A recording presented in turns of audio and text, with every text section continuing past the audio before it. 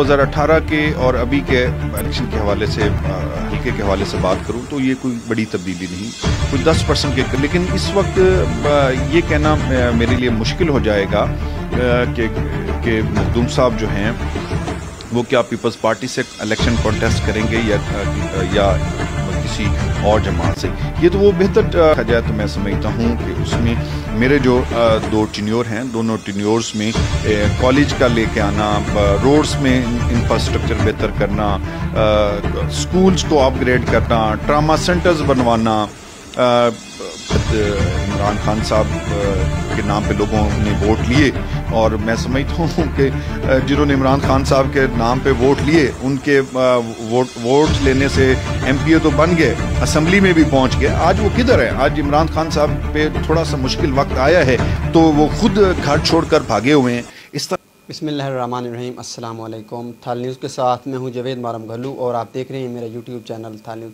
ناظرین جو ہمارے ساتھ موجود ہیں سابق ایم پی اے اور مشیر وزیر اعلیٰ پنجاب نواب فیصل جوانہ صاحب، جو کہ پاکستان مسلم لیگ نون میں شمولیت اختیار کر چکے ہیں، اور حلقہ پی پی 125 کیونکہ اس حلقے کا پہلا نمبر تھا، پھر 130 بھی پکارا جانے لگا، لیکن اب پی پی 131 اس کا نمبر آ گیا ہے، اور اس حوالے سے ہم ان سے بات کریں گے کہ کیونکہ 2018 کے عام انتخابات میں وہ اسی حلقہ سے ایم پی منتخب ہوئے تھے، ان کی کارکردگی کے حوالے سے بھی بات کریں گے، اور موجودہ جو سیاسی صورتحال ہے اس پر بھی ان سے گفتگو کریں کہ السلام علیکم۔ وعلیکم السلام۔ بہت شکریہ نواب صاحب، آپ نے اپنا قیمتی وقت ہمیں دیا۔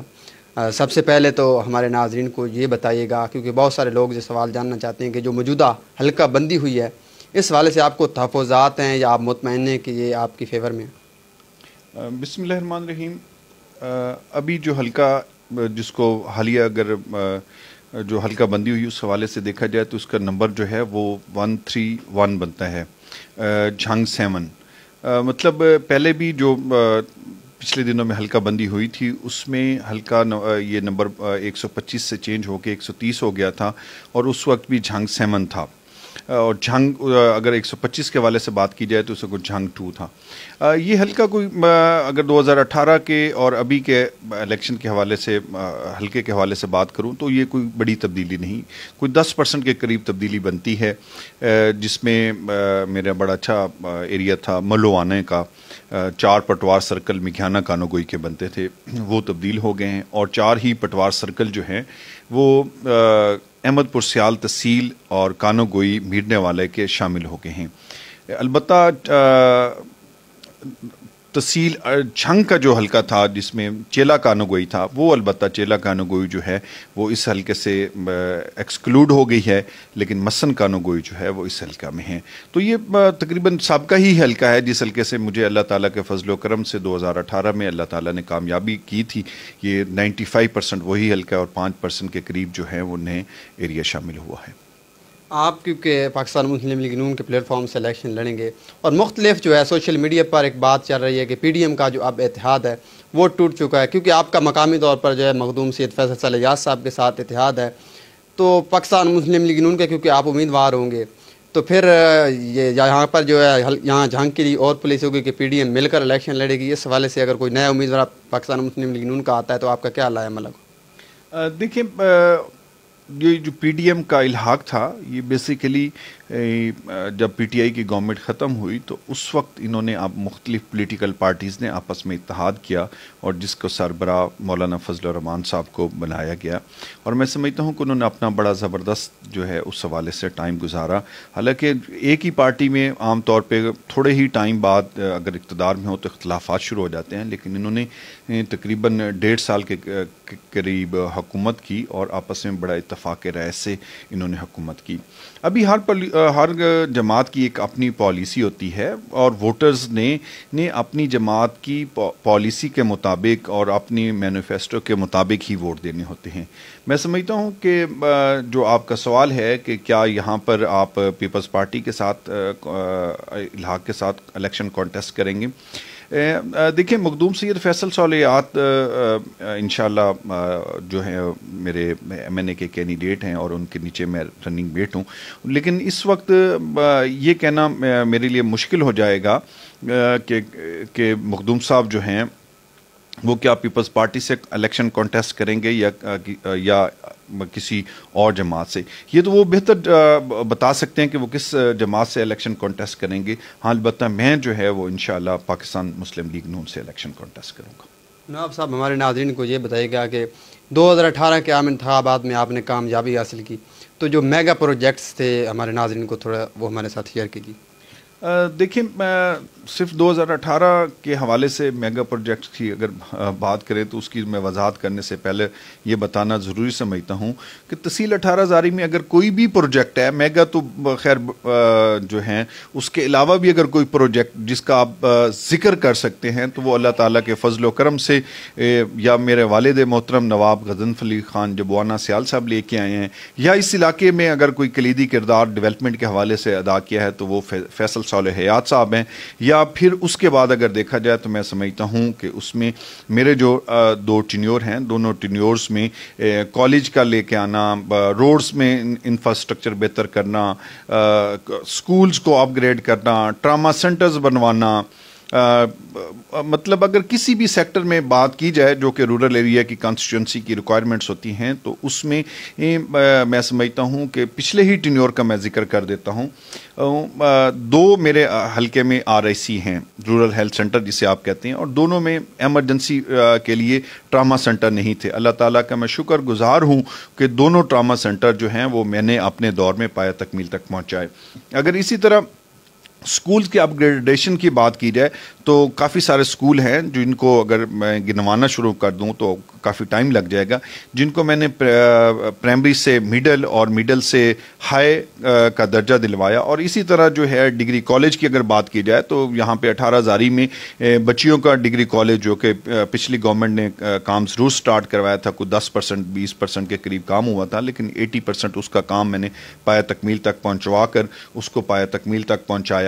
اسی طرح کوٹ شاکر کے حوالے سے بات کی جائے تو وہاں پہ ڈگری کالج کا قیام اور اس کی عمارت کے کام کا شروع جو کہ آپ دکھا سکتے ہیں اور آپ اسی ایریا کے رہنے والے ہیں. اس طرح روڈ سیکٹر میں اگر جھنگ کی تاریخ میں مجھے دکھائیں کہ کہیں 3.5 سال میں، میں گو کہ خود بھی PTI کا حصہ تھا، 3.5 سالوں میں اگر کہیں کوئی پیچ ورک بھی ہوا تو آپ بتا دیں. لیکن اللہ کا میں شکر ادا کرتا ہوں کہ جیسے ہی PTI کی گورنمنٹ ختم ہوئی اور حمزہ صاحب جو ہے چیف منسٹر بنے تو اس دور میں میں نے 4.25 ارب کی، جو کہ ڈال موڑ سے تقریباً 30 لنگر تک اس روڈ نے 66 کلومیٹر کے قریب بننا ہے، اور اس پہ تیزی سے کام جاری ہے اور کافی سارا کام ہوا بھی ہے جہاں سے لوگ جو ہے ان کا گزرنا محال تھا. اسی طرح ملو آنا سے لے کے جو کہ میرے حلقے کا حصہ تھا، اور ٹوبا ٹیکسنگ، وہ بھی آج 2.5-3 ارب کی سکیم تھی، وہ بھی میاں حمزہ شہباز شریف کی اینول ڈیولپمنٹ پروگرام جب وہ چیف منسٹر تھے تو اس وقت اس کا آغاز ہوا. وہ تقریباً اب 80-90% وہ پایہ تکمیل تک پہنچ چکی ہے.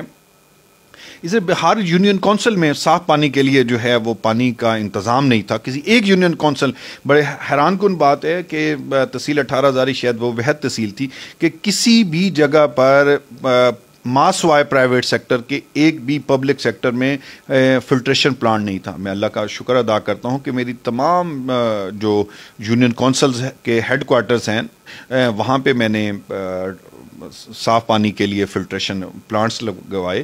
اسی طرح اگر بیسک ہیلتھ یونٹس کی بات کی جائے تو ماڑی شاہ سکیرہ میں جہاں پہ اتنی بڑی آبادی ہونے کے باوجود جو ہے وہاں پر ڈسپینسری تھی، بلکہ ڈسپینسری بھی نہیں تھی، وہ بلو کو جو ہے بیسک ہیلتھ یونٹ ٹیک اپ کرتا تھا ان کے کو، وہاں پہ میں نے ٹراما سینٹر بنوا دیا. اسی طرح بھریڑی میں جو ہے تھل کی ایک بڑی آبادی ہونے کے باوجود وہاں پہ صحت کی سہولت کے لیے کوئی انسٹیٹیوشن یا ادارہ کہہ لیں میسر نہیں تھا، وہاں پہ میں نے بیسک ہیلتھ یونٹ بنوا دیے. اور اس کے علاوہ اگر انڈیویجول سیکٹرز میں روڈز کی بات کی جائے تو یہی جبوانہ سے اچگل امام تقریباً 14-15 کلومیٹر کے قریب بنتا ہے، کارپیٹڈ روڈ میں نے بنوائی. اور اس طرح باقی روڈز کا انفراسٹرکچر آج جائیں آپ کسی بھی جگہ پہ میرے حلقے میں جائیں گے تو آپ کو روڈز کا جو ہے صورتحال بڑی بہتر نظر آئے گی. 18 زاری چوک اگر 2 سال پہلے کی اگر آپ تصویریں دکھا سکتے ہیں جب لوگ یہاں پہ دھانچ لگایا کرتے تھے تو آج وہاں پہ ڈبل میں سمجھتا ہوں کہ कारपेटेड रोड बनी हुई है और झंग की किसी भी जगह पे डबल कारपेटेड 2 लेयर्स अब उसका कॉन्सेप्ट आ रहा है, तो वो 18 हज़ारी चौक को मैंने अपग्रेड करवाया। इसी तरह अगर पॉलिस के हवाले से बात की जाए तो एसडीपीओ की सीट यहाँ पर नहीं थी, जो कि डिपार्टमेंटल इशू था, लेकिन उसमें भी अल्लाह का शुक्र है कि मैंने अपना कलीदी किरदार अदा कर वहाँ पे एसडीपीओ की सीट जो क्रिएट करवाई और आज एसडीपीओ साहब यहाँ पर बैठते हैं। लोगों को छोटे छोटे मामलात के लिए वो झंग जाना पड़ता था। तो इस तरह मतलब किसी भी सेक्टर में बात करेंगे, हेल्थ, एजुकेशन, रोड्स, इसी तरह बिजली के हवाले से बात करें तो अगर 18 हज़ारी की बात की जाए, कोट शक्कर में ग्रेड स्टेशन जो है, जो मेरे वालिद मोहतरम ने जिसका आगाज़ किया था, वो भी अल्लाह ताला के फजल व करम से इसी टिन्योर में पाया तकमील तक पहुँचा। और मतलब कोई भी ऐसा सेक्टर नहीं जिस सेक्टर के हवाले से अगर आप बात करें तो उसमें हमारा कोई हिस्सा ना हो। आपने अपने मुख्तलिफ प्रोजेक्ट्स का जिक्र किया और तरक्याती कामों का जिक्र किया। उन तरक्याती कामों के तनाज़ुर में और मौजूदा जो सूरत हाल है पाकिस्तान तहरीक इंसाफ की और आपके मद्दे मुकाबले उम्मीदवारों की, तो आप अपनी जीत के लिए कितने पुरुमीद हैं? देखिए, मैं तो समझता हूँ कि जो ज़िमनी इलेक्शन हुआ था, जितने लोगों ने मुझे 2018 में मुझ पर एतमाद किया था, उससे ज़्यादा लोगों ने ज़िमनी इलेक्शन में भी मुझ पर एतमाद का इजहार किया और मेरे जो वोटर्स थे, जो मेरे सपोर्टर्स थे, वो इंटैक्ट रहे। हाँ, अलबत्ता हर इलेक्शन के अपने हालात व वाक़यात होते हैं। कुछ लोगों को जो है ये समझा कि शायद इमरान खान साहब के नाम पे लोगों ने वोट लिए, और मैं समझता हूँ कि जिन्होंने इमरान खान साहब के नाम पे वोट लिए उनके वोट्स लेने से एमपीओ तो बन गए, असम्बली में भी पहुँच गए। आज वो किधर है? आज इमरान खान साहब पे थोड़ा सा मुश्किल वक्त आया है तो वो खुद घर छोड़कर भागे हुए हैं। इस तरह नहीं होता। अगर किसी पे मुश्किल वक्त आता है तो आप उसके साथ खड़े होते हैं। हाँ, अलबत्ता मैं जो अल्लाह का शुक्र इस हवाले से ज़रूर अदा करता हूँ कि मैं अगर उस जमात में होता तो आज जेल में होता, अगर जेल में ना होता, रिहा होता, तो फिर इमरान खान के लिए तगोदौ करता, जिस तरह के मुझे अपनी पॉलिटिकल पार्टीज़ के लिए करनी चाहिए। लेकिन यहाँ पे जिन लोगों को वोट इमरान खान के नाम पर पड़ा, वो तो आज अपने घरों को ताला लगाकर दौड़े हुए। क्योंकि 21 अक्टूबर को पाकिस्तान मुस्लिम लीग नून के सरबराह नवाज शरीफ की आमद के दिन के हवाले से तैयारियाँ भी हो रही हैं, आप भी तैयारियाँ कर रहे होंगे। कुछ भी पाकिस्तान तहरीक इंसाफ के सोशल मीडिया पे और दूसरे लोग जो कह रहे हैं कि मियाँ साहब जो हैं वापस नहीं आएंगे, इस पर आप क्या कहेंगे? देखिए, मियाँ साहब तो उस वक्त वापस आए जब उन्हें पता था कि मैंने जाना है और मुझे गिरफ्तार कर लिया जाएगा। जब जो शख्स जिसको पता भी हो और उसकी मद्दे मुकाबिल जो है वो हुकूमत मौजूद हो, तो वो अगर उस वक्त आ जाता है तो अब तो हालात बिल्कुल ही मुख्तलिफ हैं। अब तो जिनको लाया गया था तब्दीली के नाम पर, वो उन बेचारों को तो मैं समझता हूँ कि सियासी चैप्टर जो है वो क्लोज हो चुका है। तो मियाँ साहब एक दिलेर पॉलिटिकल लीडर हैं और मियाँ साहब पाकिस्तान की उम्मीद हैं। मियाँ साहब जो है वो नौजवानों की उम्मीद हैं। मियाँ साहब एक आम आदमी की उम्मीद हैं। मियाँ साहब इस मुल्क की तरक्की का नाम है। मियाँ साहब इस मुल्क की तरक्की की गारंटी हैं। मियाँ साहब फॉरेन इन्वेस्टमेंट का नाम है। मैं समझता हूँ कि मियाँ साहब ज़रूर पाकिस्तान में तशरीफ़ लाएंगे, और अगर वो पाकिस्तान में तशरीफ़ लाएंगे तो दरअसल पाकिस्तान की तरक्की की ज़मानत जो है वो उसका नाम नवाज शरीफ है। पाकिस्तान तहरीक इंसाफ की मकबूलियत की भी चर्चे हैं, और ज़िमनी इलेक्शन आपके कभी हवाला दीजिए, ज़िमनी इलेक्शन जो पंजाब में होता है उस हवाले से काफ़ी चर्चा है कि इमरान खान साहब की जो अवाम में मकबूलियत है वो बहुत है। तो मौजूदा जो हालात हैं, मियाँ नवाज शरीफ भी वापस आ रहे हैं, उनके लिए हालात साजगार नहीं हैं इमरान खान साहब के लिए। तो आप इमरान खान साहब का सियासी मुस्तकबिल कैसे देखते हैं? देखिए, मैं तो समझता हूँ कि जो लोग बैसाखियों से के सहारा आया करते हैं वो बहुत जल्दी जो है उनका कोई ज़्यादा टाइम होता नहीं है, और अगर वो समझदार होते तो उन यकीनन जो है उन बैसाखियों का एहतराम करते जिनकी वजह से आप आए हैं। जब बड़ा आम तौर पे कहा जाता है कि जब बंदा मुहसिन कुश हो जाता है तो वो ख़त्म हो जाता है, तो मुहसिन कुश जो है बंदे को नहीं होना चाहिए। बहुत शुक्रिया नाज़रीन, आपने गुफ्तगू मुलज़्ज़म बनाई साबिक मुशीर वज़ीर पंजाब नवाब फैसल जमाना साहब की। उम्मीद है हमारी ये वीडियो आपको पसंद आई होगी। मज़ीद ऐसी वीडियोज़ देखने के लिए देखते रहिए थाल न्यूज़।